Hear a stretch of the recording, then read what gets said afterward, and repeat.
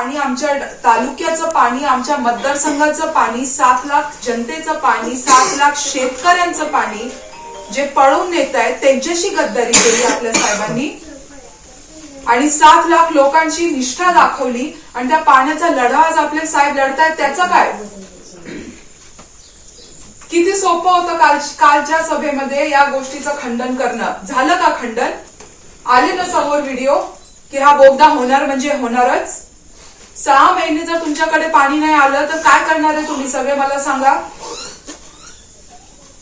एक खराब उन्हाळा आला, एक दिवस पाणी नाही आलं तर जीवाची कशी तळमळ होते. 6 महिने पाणी नाही आलं तर आपण रस्त्यावरती येऊ, आपल्या तोंडातला घास काढून दुसऱ्यांच्या तालुक्यामध्ये हे लोक दिवाळी करायला निघाले. काही तर लाज वाटली पाहिजे. दातृत्व भाव काय आपल्यामध्ये नाहीये का?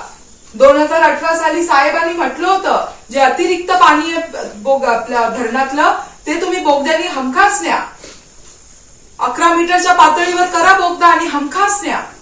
पण ह्यांना तळामध्ये 1 मीटरच्या पातळीवरती बोगदा करून त्यांच्या तालुक्यामध्ये न्यायचा आहे आणि समोरच्या पक्षातले ज्येष्ठ असतील किंवा अजून कोणी असतील, एक जण या गोष्टीचं खंडन करू शकलं नाही म्हणजे आपली किती जमेची बाजू आहे तुम्ही सगळे समजून घ्या. इतके 1.5 वर्ष आपण सगळ्यांचे बोलणे ऐकून घेतले, वार ऐकून सहन करून घेतले. गद्दार गद्दार, निष्ठाहीन, यांचा काहीतरी घोटाळा असेल म्हणून हे लोक गेले, हे सगळं काही ऐकून घेतलं. एक आरोप आणून दाखवा साहेबांच्या विरोधात कोणी. इतरांचे जसे आले तसं साहेबांचं का नाही आलं? आणि आज आपल्या पाण्यावर डोळा आहे. इतक्या कष्टातनं उभारलेला दुष्काळी तालुका दुष्काळातनं काढून उभारून आज असं बनवलेला आहे आणि याचं पाणी जर तुम्ही चोरायला निघाले असेल आणि म्हणता की गद्दारी केली, आम्ही आमच्या जनतेशी गद्दारी नाही केली त्यांचं पाणी वाचवून. पाणी चोरांची जर आपण गद्दारी केली तर त्याच्यात शर्मेची बाब काय आहे? आता तरी सगळ्यांनी गांभीर्याने हा विषय समजला पाहिजे. काल दूधचं दूध पाणीचं पाणी झालं. अतिशय एका अर्थाने मी देवाचे खूप आभार मानते. कालच्या दिवशी जे घडलं खूप चांगलं घडलं. आपली बाजू किती जमेची आहे, आपलं नाणं किती खरं आहे काल सगळ्यांना कळालं. कारण जर एवढे ज्येष्ठ नेते सुद्धा हा बोगद्याचं हे राजकारण वळसे पाटील साहेब करतायत हे असं बोलू नाही शकले किंवा ते खोटं बोलतायत असं बोलू नाही शकले म्हणजे तुम्ही विचार करा आपली बाजू किती जमेची आहे.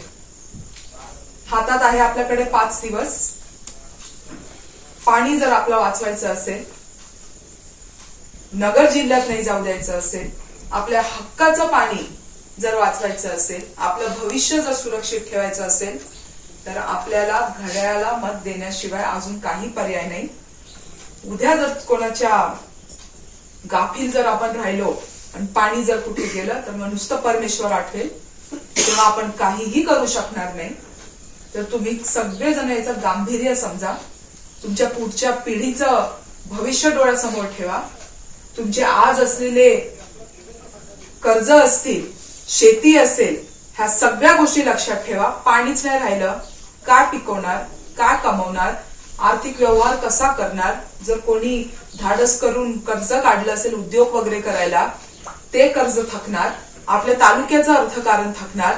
शेतकरी लोक कंगाल होणार, रस्त्यावरती येणार. आपण आपल्या लोकांची जाणणं, आपल्या लोकांसोबतची नाळ आपल्यालाच असते.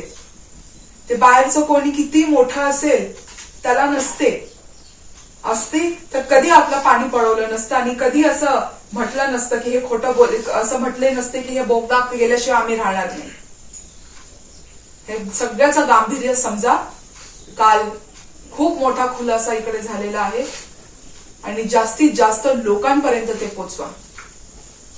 करो या मरो अशी आता आपली परिस्थिती निर्माण झालेली आहे. एकतर करा, नाहीतर पुढच्या येणाऱ्या खराब परिस्थितीला सामोर जा आणि त्याच्यात मरा. त्याच्याशिवाय आपल्या तालुक्याला अजून कोणताही पर्याय राहिला नाहीये.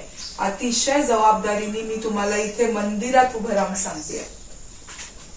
मला याच्याशिवाय अजून काहीही बोलायचं नाहीये. बस मतदानाचं आवाहन करायचंय. येत्या 20 तारखेला घड्याळाच्या समोरचं बटन दाबायचं आहे आणि हा विषय जास्तीत जास्त लोकांपर्यंत पोहोचवायचा आहे. हा अतिशय गंभीर विषय आहे आणि इतकंही आपल्याला कोणी कधी गृहीत नाही धरलं पाहिजे. धन्यवाद.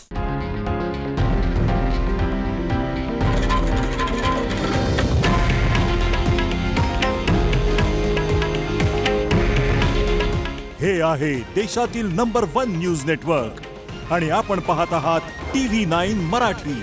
काळजी तुमची, हित महाराष्ट्राचं.